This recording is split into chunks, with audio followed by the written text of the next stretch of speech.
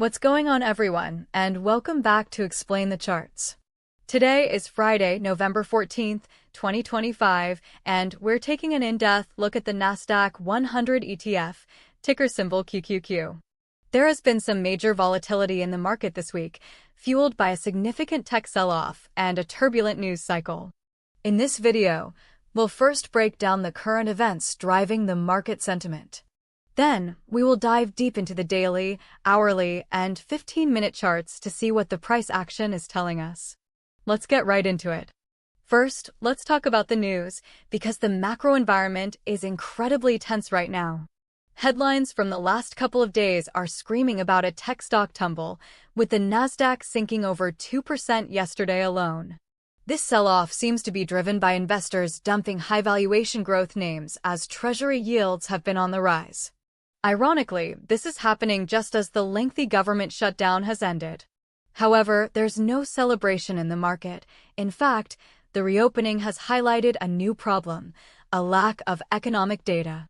Crucial reports on inflation and jobs have been delayed for weeks, leaving investors and the Federal Reserve flying blind. This uncertainty has dampened expectations for a potential Fed rate cut in December, which many were hoping for.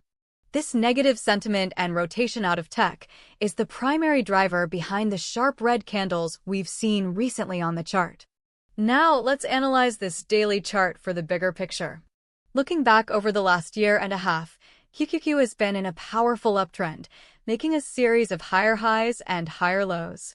It forged an all-time high just a few weeks ago in late October, reaching up to the $637 level.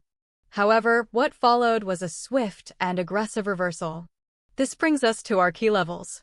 The most obvious resistance is now that all-time high area around $637. Any attempt to move higher will face significant selling pressure there. On the support side, things get very interesting.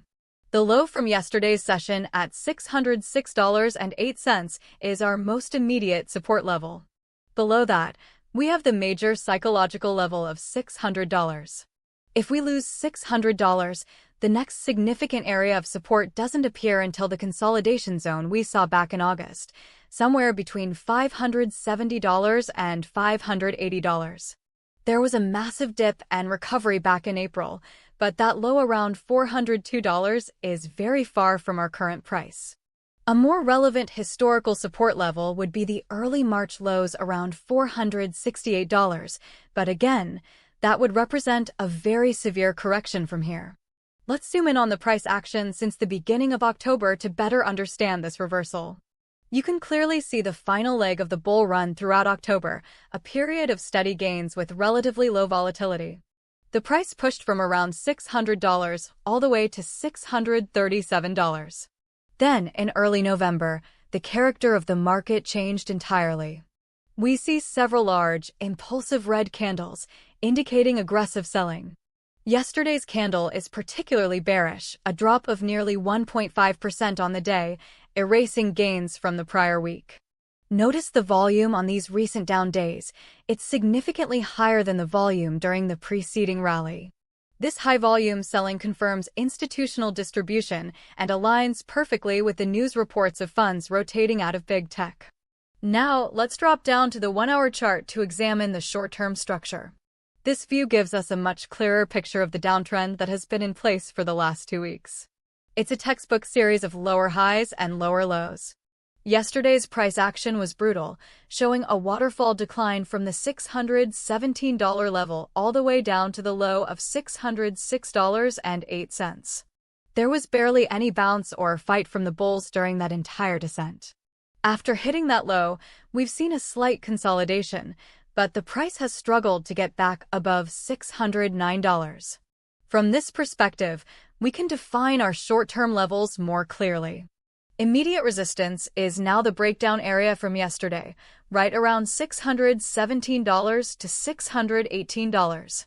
The bulls would need to reclaim that level to signal any kind of meaningful reversal.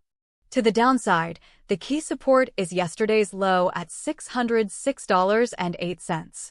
A break below that level would likely trigger another wave of selling. Drilling down even further to the 15-minute chart, we can see the anatomy of yesterday's sell-off. The selling pressure was relentless through the main trading session. Look at the volume spikes that accompanied each leg down. That's conviction from the sellers. The price finally found some temporary footing around the $606 level in the last hour of trading. Looking at this morning's pre-market activity, the price has been hovering in a tight range between $608 and $609. This indicates some indecision heading into the opening bell. There hasn't been a strong continuation of the selling, but there's also been no significant bounce.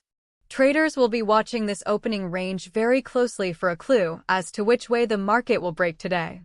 Okay, let's put it all together and go back to our daily chart for the final analysis. To recap, our key levels are critical right now. Short-term resistance sits at $618, with the ultimate ceiling at the all-time high of $637. Key support is at yesterday's low of $606, followed by the major psychological line in the sand at $600. So, what are the likely scenarios? The bearish case, which I see as having about a 65% probability, is that the current downward momentum continues.